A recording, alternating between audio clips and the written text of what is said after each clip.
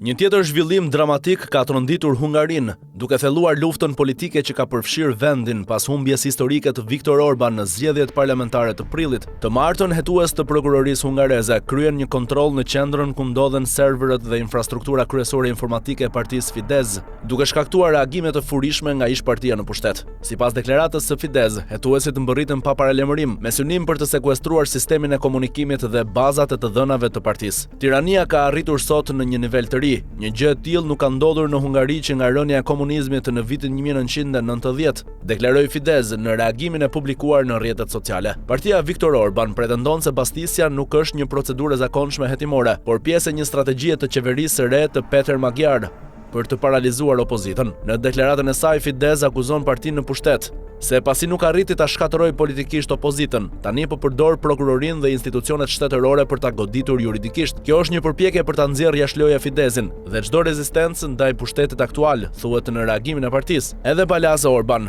një nga drejtuesit kryesor të Fideszit, ngriti pikpyetje të forta mbi të ardhmen politike të vendit. A do të ketë më zgjedhje të lira në Hungari, apo kushdo që kandidon kundër Tisas do të përfundoj në burg, deklaron ai. Nga ana tjetër, kryeministri Peter Magyar reagoi me një ton të përmbajtur. Ai deklaroi se kishte marrë dieni për Bastisjen vetëm nga njoftimi i vet Fideszit dhe se po priste një deklaratë zyrtare nga prokuroria për të sqaruar arsyet e operacionit. Deri tani organet e hetimit nuk kanë bërë publike detaje mbi materialet e sekuestruara apo objektin e plotë të kontrollit. Sipas informacioneve të bëra publike nga autoritetet hungareze, Bastisjet lidhen me një hetim penal për përdorimin e fondeve të Fondit Kombëtar të Kulturës. Hetuesit po verifikojnë akuzat se gjatë viteve të fundit të qeverisjes së Orbanit, miliarda fornit fonde publike janë shpërndarë në mënyrë jo transparente drejt artistëve, organizatave dhe institucioneve të afërta me Fideszin. Vlera e fondeve që po hetohen kalon 17 miliard fornit, ndërsa ish zyrtar dhe funksionar aktual janë tashmë nën procedim penal. Të gjithë kanë mohuar shkeljet.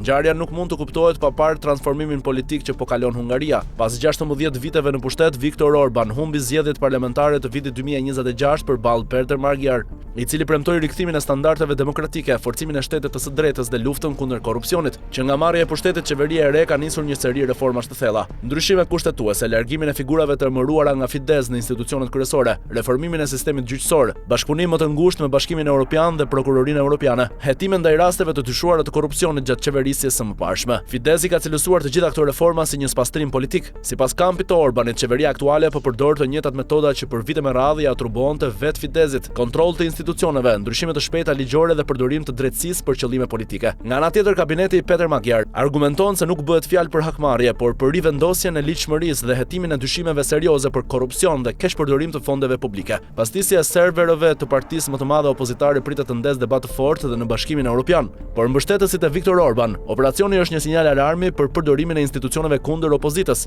Për qeverinë e re dhe mbështetësit e saj, ai është prova se askush nuk është mbi ligjin dhe se epoka e pandëshkueshmërisë politike ka marrë fund. Në çdo rast, zhvillimet e fundit tregojnë se Hungaria po hyn në një fazë të re të polarizimit politik, ku betejë nuk po zhvillohet më vetëm në parlament apo në fushata elektorale, por edhe në sallat e gjykatave dhe në zyrat e prokurorisë. Mënyra se si do të përfundojnë këto hetime pritet të ndikojë jo vetëm në fatin politik të Viktor Orbanit dhe Fideszit, por edhe në drejtimin demokratik të Hungarisë në vitet e ardhshme.